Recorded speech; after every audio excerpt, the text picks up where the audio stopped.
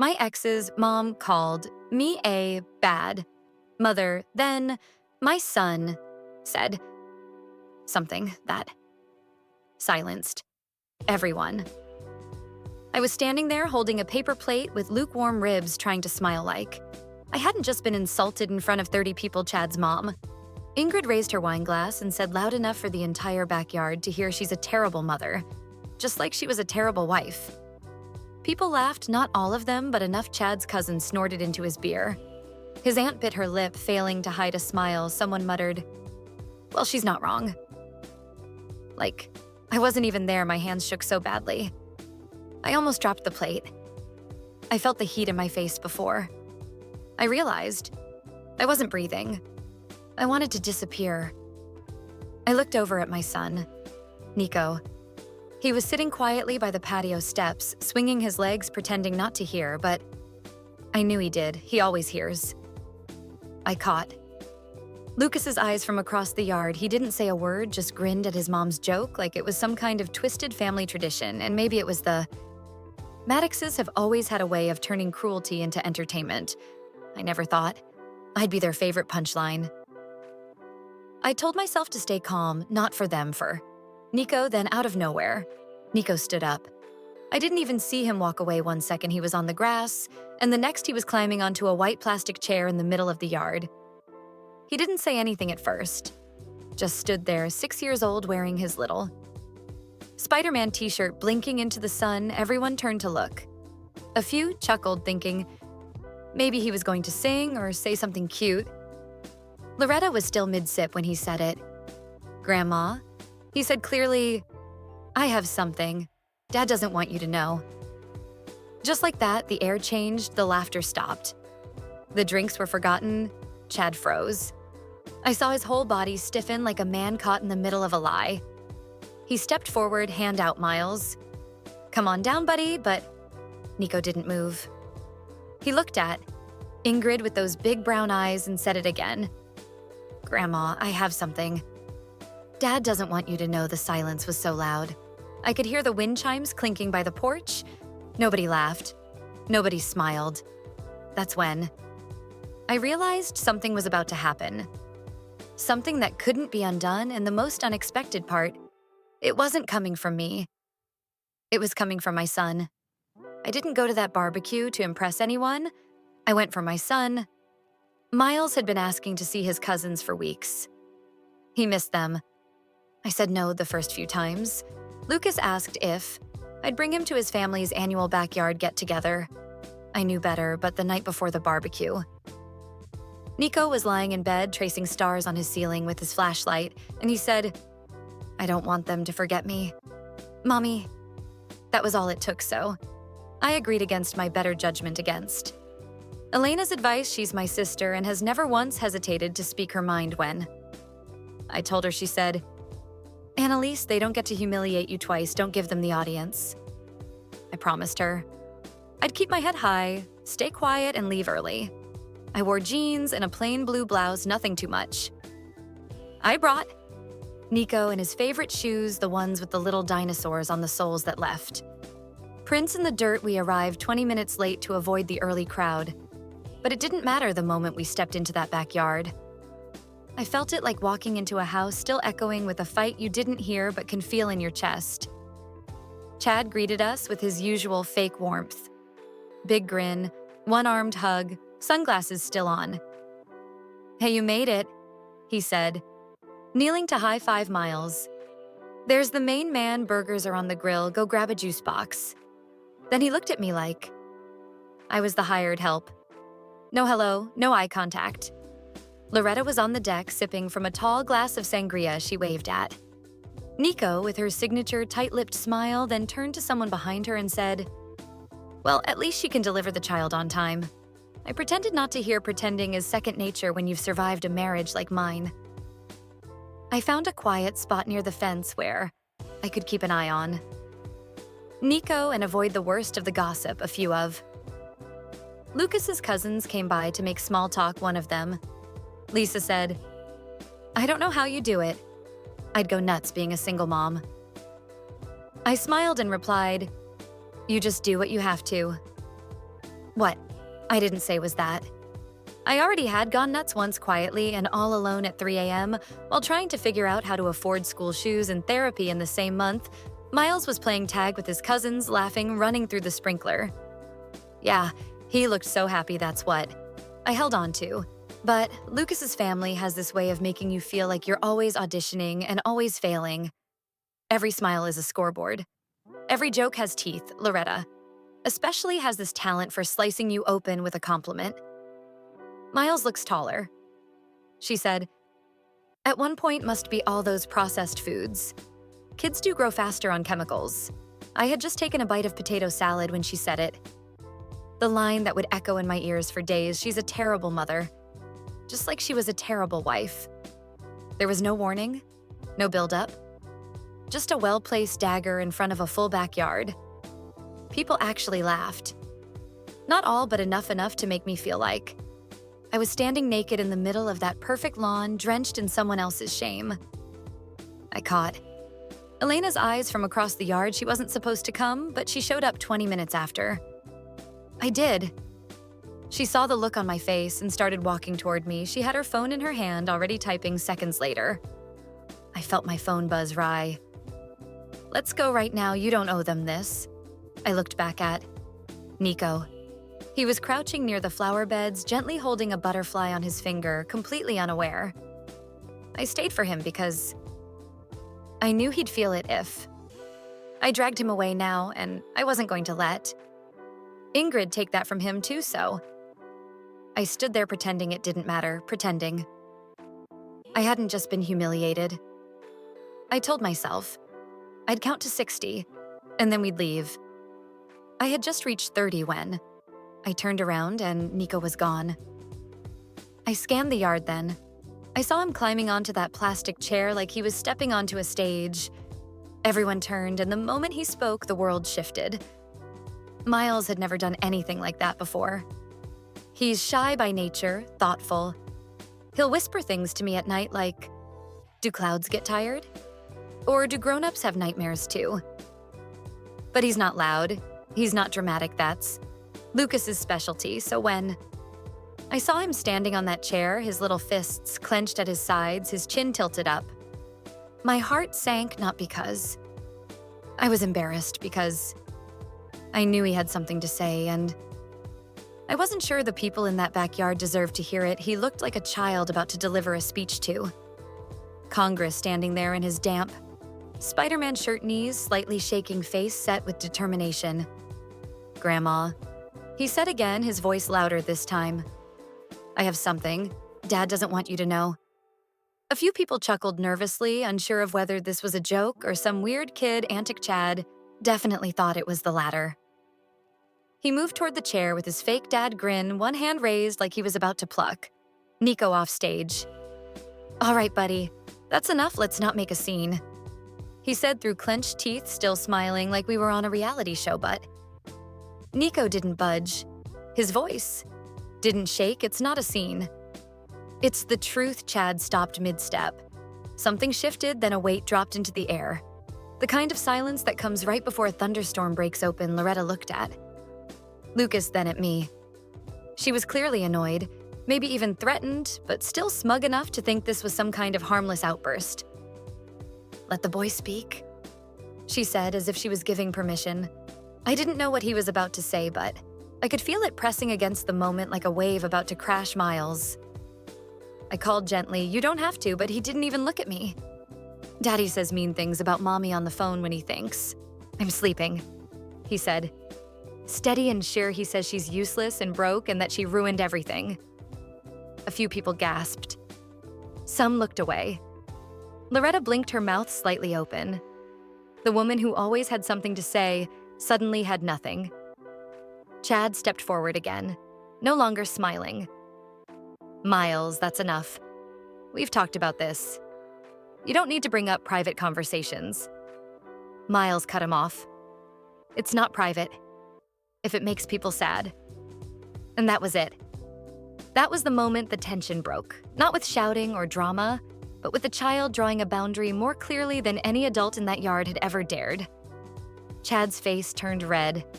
His mouth opened, then shut. He looked around for support, but the crowd that once laughed along with. Ingrid wasn't smiling anymore. Some looked embarrassed, others awkward.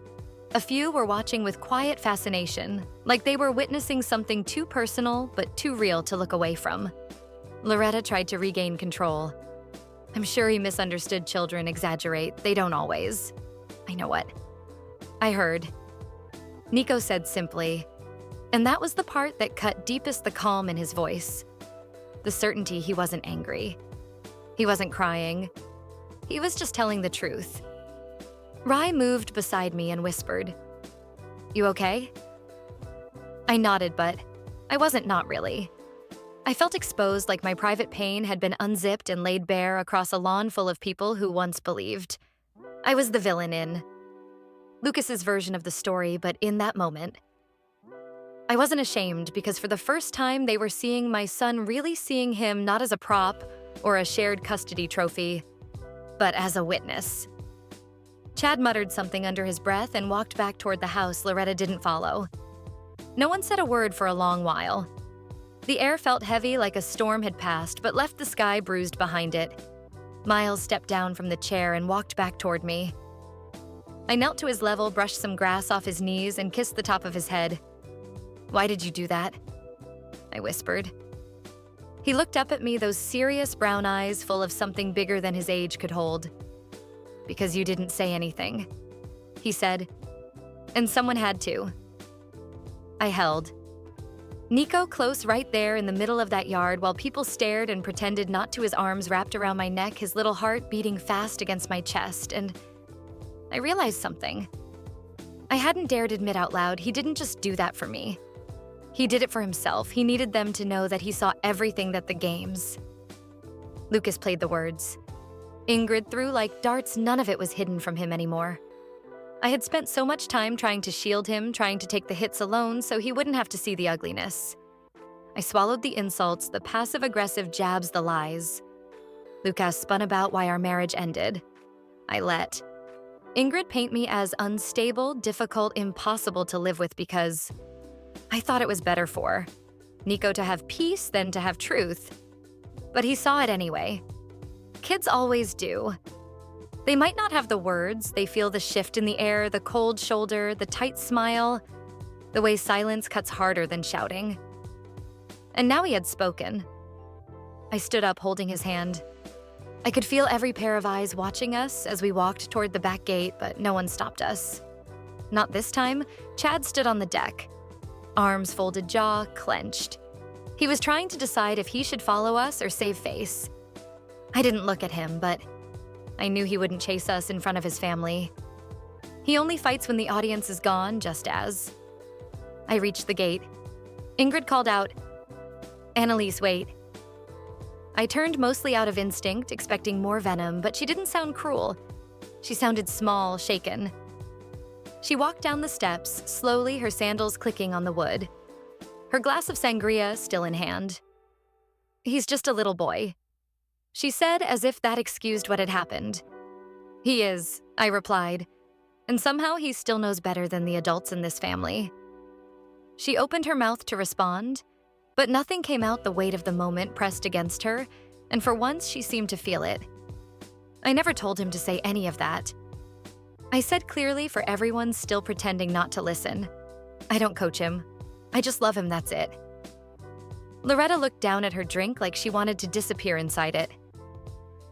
"I don't need your approval anymore," I added, "but I do need you to stop pretending. I'm the only broken part of this picture," and then I turned and walked out. Nico's small hand still in mine, Ray was already at the car, leaning against the door with her arms crossed. Eyes wet but proud, took every ounce of self-control not to tackle that woman into the grill. She said, "Same." I replied. Laughing through the ache in my throat, we buckled. Nico into his booster seat, and I climbed into the front, finally letting out the breath I'd been holding since. I stepped onto that lawn, Ray started the car, and we pulled away in silence, but not the heavy kind of silence. This one felt lighter, like the noise we left behind couldn't follow us later that night after. Nico was asleep. Elena and I sat on the couch with mugs of tea. Neither of us drank. She turned to me and said, You know this changes things, right? I know, are you ready for that? I thought about it for a long time about how many times. I'd tried to be small to stay invisible, just to keep the peace how many lies. I let slide how many smiles. I faked for the sake of appearances. I think I finally am. I said that day something broke, but something bigger opened. I'd always assumed my son would grow up protected by the silence. I kept. But what he needed was permission to tell the truth. What I needed was to stop apologizing for being the one who walked away, even if it meant walking straight into their judgment that moment. Nico on the chair, me at the gate. Ingrid speechless. Lucas exposed. It didn't fix everything, but it shifted something permanent, and sometimes that's how healing starts. Not with an apology, but with the decision to stop waiting for one the next morning. I expected backlash. Chad would text some half-baked warning, Loretta would leave a voicemail layered in guilt and thinly veiled threats. Someone from the family would reach out and say, I'd made a scene or put Nico in the middle. That's how it usually worked, but it was quiet. No messages. No calls, just the sound of Nico watching cartoons in the living room, feet tucked under him. One sock off, one sock on, like nothing had changed, but everything had later that afternoon. Rai called me from the grocery store. Did you see Ingrid's Facebook post? She asked, barely able to hide the shock in her voice. Number Y, what did she say? She said she was deeply reflecting on how pain moves through generations. She didn't name names, but she said, children have a way of bringing truth to light. She even quoted that thing. Nico said about secrets that hurt people not being private. I sat down on the edge of the bed, completely still. Are you kidding? I said, I'm not. She turned off comments so no one could say anything, but it's their public. I didn't know how to feel that woman who once told me. I was lucky. Lucas married me at all was quoting my 6-year-old son on social media. Part of me was furious. Another part was confused. But the loudest feeling in the room was something else. Something like validation. She had heard him really hurt him that night. Lucas finally called. He started with what? I expected. I don't know what you told him. He never used to talk like that. This isn't healthy. Jess. I let him finish. I let him rant for a full minute before. I said a word then quietly but firmly. I asked, do you know what's unhealthy, Lucas? Teaching a kid that love means staying silent while someone you care about is torn down. He tried to laugh it off, to pivot. He's a little boy. Jesse doesn't understand the complexities. He understands more than you ever gave him credit for, I said. And I'm done pretending he's not listening because he always has been. There was a pause, a long one, then he said, so what, you're going to let him speak for you now? No, I said. I'm finally speaking for myself. He just had the guts to do it first. I hung up before he could say anything else. It wasn't about being rude, it was about ending the conversation the way. I should have ended so many before it on my own terms a few days later. Ingrid showed up. I opened the door and found her standing there with a brown paper bag of muffins and a look. I'd never seen on her face uncertainty. I came to apologize, she said before. I could say anything. I stood in the doorway, not stepping aside to me or to him, to both of you. She said, mostly to him. I looked over my shoulder. Miles was in the kitchen coloring. He hadn't noticed she was there yet. She held the bag out. These are from the bakery on Sycamore. He likes the blueberry ones, right? I nodded slowly, surprised she remembered or cared. I don't know what to say. She admitted, her voice unsteady. I never thought of myself as cruel, though. I thought. I was protecting my son by tearing down mine. That hit her hard. No. She whispered that wasn't right. I see that now. I really do. I didn't invite her in, not that day, but I took the muffins and told her that if she wanted to show she'd changed, it had to start with actions, not words. And to her credit, she nodded before she left. She turned and looked at me. He's brave, your son. He's mine, I said. Of course he is. That night, Nico asked if Grandma was still mad. No, I told him she's thinking, and sometimes that's harder than being mad. He tilted his head like he was filing that away and his big, curious mind did. I do something bad? He asked. I looked him right in the eyes and said, No, you did something brave. And you told the truth that's never bad? He nodded slowly. I was scared. I know, I said, pulling him close. But you did it anyway. That's what makes you strong. And in that moment, I realized the most powerful part of everything that happened wasn't what Nico said, or how Ingrid reacted, or even the fact that Lucas was finally losing control of the narrative. It was this: my son saw what was wrong, and he believed he had the right to say something. A few weeks have passed since the barbecue. The grass has probably grown back where that plastic chair once stood. The folding tables have been packed away, whatever decorations. Ingrid put out her little patriotic napkins, and string lights have likely found their way into storage, waiting for another celebration, another photo op. But I still think about that afternoon every single day, not because it hurt, though it did not, because of what Ingrid said, or what Lucas didn't say, because of what my son did, and what that moment revealed about the person he's becoming and the person I've become too. There's a moment after a confrontation where your body is still humming with adrenaline, but your mind finally gets quiet. That's what I felt the morning after the barbecue. I was brushing my teeth, staring at my own reflection like I hadn't really looked at myself in a long time, not just looked, but seen. I didn't look angry. I didn't look broken. I looked like a woman who had walked through fire and finally stopped apologizing for smelling like smoke. It's strange how long you can carry shame that doesn't belong to you. I carried it when Lucas cheated when he told people. I was impossible to live with when Ingrid would look at me, but like I was the reason her son didn't call on Mother's Day.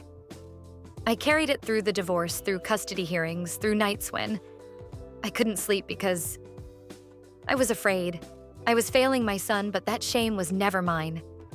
It was something they handed me, and I accepted it because I thought I had to not anymore. That day in the backyard when Nico stood on that chair, he didn't just defend me. He gave me permission to put that shame down, to see myself the way he sees me. Not perfect, not always calm, but safe, loving enough. He showed me that protecting our children doesn't always mean hiding the truth. Sometimes it means letting them speak it, even when their voices are small and shaky and unexpected. Especially then, since that day things haven't magically improved. Chad hasn't changed. He still tries to control the narrative when he can still plays the victim when it suits him. But the power he had over me is gone. Because now, I know. I'm not alone in the truth, and neither is my son. Loretta hasn't called since she dropped off those muffins. I haven't chased her, and I don't need to if she wants to rebuild something with Nico. She'll have to do it from a place of honesty. No more snide comments, no more sugar-coated cruelty, and if she doesn't change, that's on her, not me, for the first time in years. I don't feel like I'm living under someone else's story. I'm writing my own, slowly, carefully, but with confidence. Last week, I printed out a picture of Nico from that day, standing tall on that plastic chair, his little face squinting and the sun mouth open mid-sentence. I framed it and put it on my nightstand, not because it was cute or funny or Instagram-worthy, but because that was the moment everything shifted. That was the moment my son reminded me. I'm not the woman they said I was. I'm not a terrible wife.